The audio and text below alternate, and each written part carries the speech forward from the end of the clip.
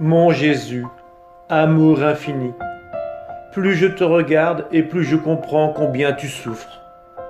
Tu n'es plus qu'une plaie vive, aucune partie de ton corps qui ait été préservée. Les bourreaux sont de plus en plus féroces devant la constance de ton amour, en dépit de tant de souffrances. Ton regard plein d'amour et de charme est presque une prière qui appelle de nouvelles souffrances. Alors, comme forcé par ton amour, tes bourreaux te mettent debout pour t'infliger de nouveaux tourments plus cruels encore. Mais tu ne peux rester debout, et tu t'effondres dans cette mare de sang.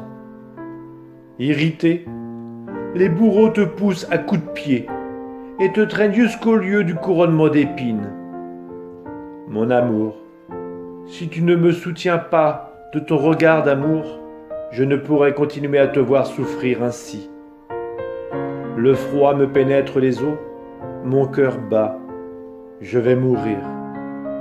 Jésus, Jésus, aide-moi. Et toi, tu sembles me répondre. Mon enfant, courage. Ne perds aucune de mes souffrances. Sois attentif à mes enseignements. Je dois restaurer l'homme en toutes choses. Le péché lui a tressé une couronne d'opprobre et de confusion, de sorte qu'il ne peut plus comparaître devant ma majesté. Cette couronne de péché lui a fait perdre tout droit à l'honneur et à la gloire. C'est pourquoi je veux être couronné d'épines pour remettre sur le front de l'homme sa vraie couronne et lui rendre ses droits. Devant mon Père, mes épines répareront les innombrables péchés de pensée et d'orgueil. Ces épines seront lumière et parole pour tous. Elles seront comme des voix suppliantes pour qu'ils ne m'offensent plus. Unis-toi à moi, prie et répare avec moi. Mon Jésus couronné, tes cruels ennemis te font asseoir. Ils te mettent une guenille de pourpre, se saisissent d'une couronne d'épines et te la posent rageusement sur ta tête adorable. Puis à coups de bâton, ils l'enfoncent et font pénétrer les épines dans ton front. Certaines s'enfoncent dans tes yeux, tes oreilles, ton crâne et derrière ta nuque. Mon amour, quelle douleur indicible! Combien de morts cruelles tu subis! Tant de sang inonde ton visage, on ne voit que du sang. Mais sous ces épines et ce sang, je devine ton très saint visage rayonnant de douceur, de paix et d'amour. Les bourreaux, voulant ajouter encore à cette épouvantable comédie, te mettent un roseau en guise de sceptre dans les mains. Ils se moquent de toi, te saluent comme roi des Juifs, te frappent sur ta couronne et te giflent. Et toi, tu te tais, réparant ainsi pour les ambitions de ceux qui aspirent à d'autres royaumes et à la gloire. Tu répares aussi pour ceux qui, dans la dignité de leur charge, n'y font pas honneur, entraînant la ruine des peuples et des âmes qui leur avaient été confiées. Par ce roseau que tu serres entre tes mains, doux Jésus, tu répares pour tant d'œuvres humainement bonnes, mais spirituellement vides, et accomplies parfois avec de mauvaises intentions. En acceptant ces insultes et ces moqueries, tu répares pour ceux qui tournent en ridicule les choses les plus saintes, en les discréditant et en les profanant. Mon roi Jésus, tes ennemis continuent à t'insulter, et le sang coule si abondamment de ta tête qu'il court jusqu'en ta bouche et m'empêche d'entendre clairement ta voix si douce. Je veux mettre ma tête sur ces épines pour éprouver leurs piqûres. Oh mon Jésus, comme il est bon de rester avec toi, même au milieu de 1000 tourments. Et toi, tu sembles me dire, mon enfant, ces épines disent que je veux être le roi de tous les cœurs. Toute chose m'appartient. Prends ces épines et plante-les dans ton cœur. Fais-en sortir tout ce qui ne m'appartient pas et laisse-en une en place. Elle sera la preuve que je suis ton roi et empêchera tout ce qui n'est pas moi d'entrer dans ton cœur. Fais pareillement le tour de tous les cœurs et en les blessant d'une épine, fais-en sortir tous les relents de l'orgueil, toute la corruption qu'ils contiennent, et constitue-moi roi de tous. Mon amour, mon cœur se serre en te laissant. Je te demande de blesser mes oreilles de tes épines, que je n'entende plus que ta voix. Mes yeux, que je ne vois plus que toi. Ma langue, qu'elle soit muette à tout ce qui pourrait t'offenser, mais qu'elle soit libérée pour te louer et te bénir en toutes choses. Ô mon roi Jésus, entoure-moi d'épines, qu'elle me protège, me défende et me garde tout à toi. Et maintenant, je veux essuyer ton sang et y déposer un baiser, car je vois que tes ennemis s'apprêtent à te conduire à Pilate pour te condamner à mort. Mon amour, aide-moi à continuer ton chemin douloureux et bénis-moi. Mon Jésus couronné, mon pauvre cœur blessé par ton amour et transpercé par tes tourments ne peut vivre sans toi. C'est pourquoi je te cherche et je te retrouve devant Pilate. Quel spectacle bouleversant! Les cieux sont horrifiés, l'enfer tremble de rage. Vide mon cœur, mon regard ne peut soutenir ta vue sans que j'en meure. C'est la force de ton amour qui m'envahit, me soutient et m'oblige à te regarder pour que je comprenne tes souffrances. Et moi, dans les larmes et les gémissements, je te contemple. Mon Jésus, tu n'es vêtu que d'un habit de sang, tes chairs à vif, tes os à nu, ton saint visage méconnaissable. Les épines plantées dans ta tête s'enfoncent jusque dans tes yeux. Je ne vois plus que ton sang qui s'écoule jusqu'à terre et y forme un ruisseau qui court sous tes pieds. Mon Jésus, tu es dans un tel état que je ne te reconnais plus. Tu es au plus profond de l'humiliation et de la torture. Ah, je ne puis regarder chose si douloureuse.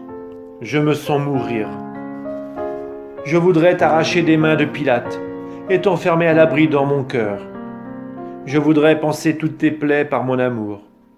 Je voudrais noyer le monde dans ton sang, y enfermer toutes les âmes, les conquérir et te les amener comme les trophées de ta passion. Et toi, ô mon patient Jésus, il me semble que péniblement, à travers les épines, tu me regardes et me dis « Mon enfant, viens dans mes bras ligotés, pose ta tête sur mon cœur, et tu éprouveras des douleurs plus intenses encore. Car ce que tu vois du dehors et dans ma chair n'est que le trop-plein de mes souffrances intérieures.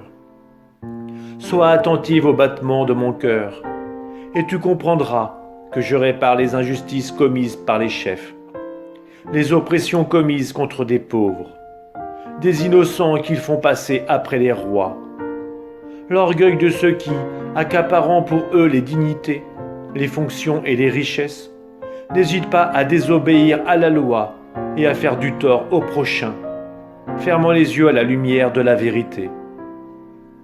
Par ces épines, je veux briser l'esprit d'orgueil et de domination. Par les trous que ces épines me font à la tête, je veux me frayer un chemin jusque dans leur intelligence pour réorganiser en elles toutes choses à la lumière de la vérité. En étant si humilié devant ce juge injuste, je veux faire comprendre à tous que l'unique vertu pour l'homme consiste à être roi de lui-même.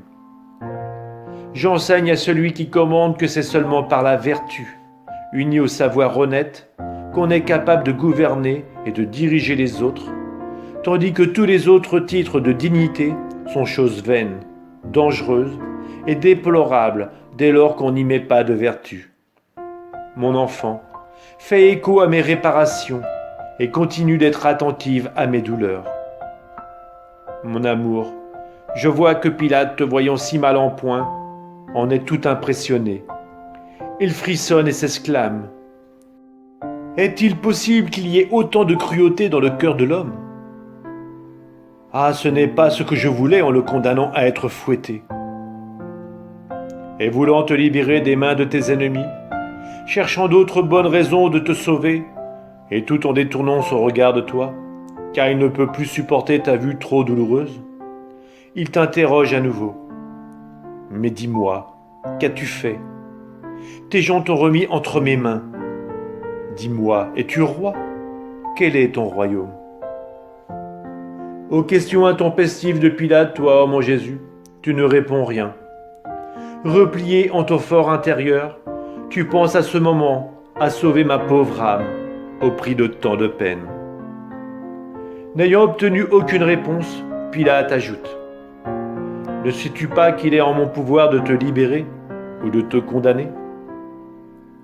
Et toi, voulant éclairer par la lumière de la vérité l'esprit de Pilate, tu réponds: Tu n'aurais aucun pouvoir sur moi s'il ne te venait d'en haut.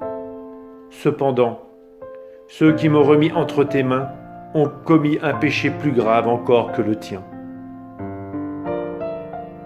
Alors Pilate, presque ému par la douceur de ta voix, toujours indécis, le cœur troublé, croyant la foule moins cruelle, décida de te montrer du balcon.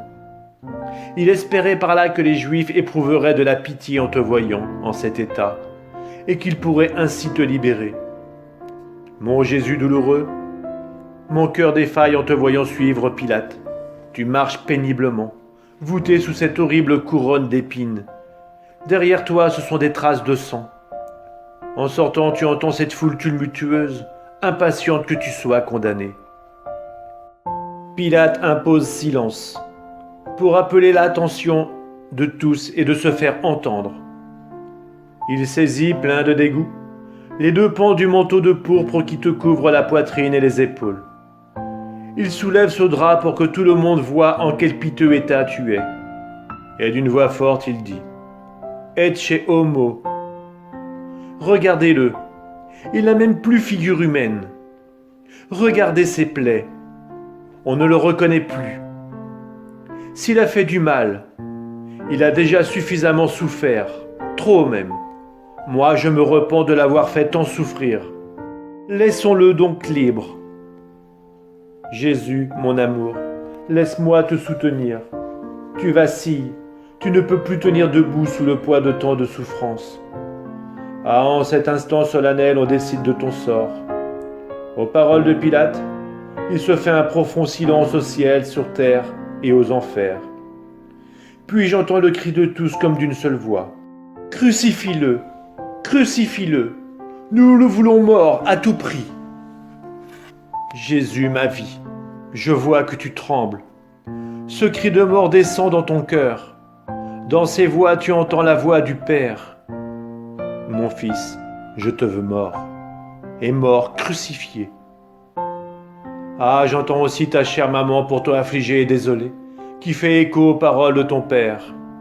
Fils, je te veux mort. Les anges et même l'enfer, tous d'une seule voix, crient: Crucifie-le, crucifie-le, si bien qu'aucune âme ne réclame qu'on t'épargne la vie. Ah, dans une horrible douleur, moi-même avec une force inimaginable, je me sens poussé, à ma plus grande honte, à crier aussi: Crucifie-le. Mon Jésus, pardonne-moi si moi aussi, misérable âme pécheresse, je veux ta mort. Cependant, je veux que tu me fasses mourir avec toi.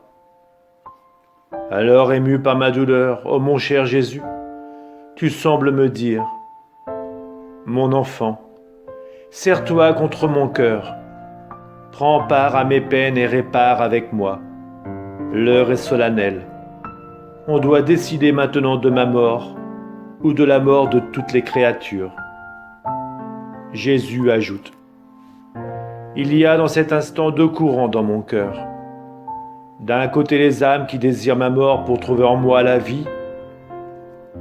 Et moi, si j'accepte de mourir pour elles, je les délivrerai de la mort éternelle, et les portes du ciel s'ouvriront pour les accueillir. De l'autre, il y a les âmes qui veulent ma mort par haine pour moi. Elles signent elles-mêmes leur arrêt de mort, et mon cœur est brisé en éprouvant la mort de chacune de ces âmes, et même les tourments de l'enfer qui leur sont réservés. Mon cœur ne peut résister à ces douleurs atroces. À chaque respiration, chaque battement, je sens la mort et je répète sans cesse: Pourquoi tant de sang sera-t-il répandu en vain ? Pourquoi tant de souffrances perdues pour beaucoup? Ah, mon enfant, soutiens-moi, car je n'en peux plus. Prends part à mes douleurs, que ta vie soit une continuelle offrande pour sauver les âmes et adoucir mes peines si torturantes. Jésus, mon cœur, tes peines sont les miennes, et moi aussi en écho je veux réparer. Je vois que Pilate est stupéfait et qu'il se dépêche d'ajouter: Comment? Je dois crucifier votre roi? Moi je ne trouve aucune faute en lui pour le condamner. Et les Juifs à grands cris: Nous n'avons pas d'autre roi que César, et si tu ne le condamnes pas, tu n'es pas l'ami de César. Et dans un tollé général, ils hurlent: Crucifie-le! Crucifie-le! Pilate, ne sachant plus que faire, par crainte d'être déposé de son pouvoir, se fait apporter une bassine d'eau, et se lavant les mains déclare: Je suis innocent du sang de ce juste. Et il te condamne à mort. Mais les Juifs crient: Que son sang retombe sur nous et sur nos enfants. Devant ta condamnation, ils font la fête, battent des mains, sifflent, hurlent pendant que toi, ô Jésus, tu fais réparation pour ceux qui, occupant de hautes fonctions et ne voulant pas perdre leur poste, violent les lois les plus sacrées, sans souci de la ruine de peuples entiers, condamnant des innocents et justifiant des coupables. Tu répares aussi pour ceux qui, après leur faute, provoquent la colère divine et attisent les châtiments. Ton cœur saigne de douleur en voyant ton peuple, choisi foudroyé par la malédiction du ciel, malédiction qu'ils appellent eux-mêmes en la scellant de ton sang, qu'ils ont appelé sur leur propre tête.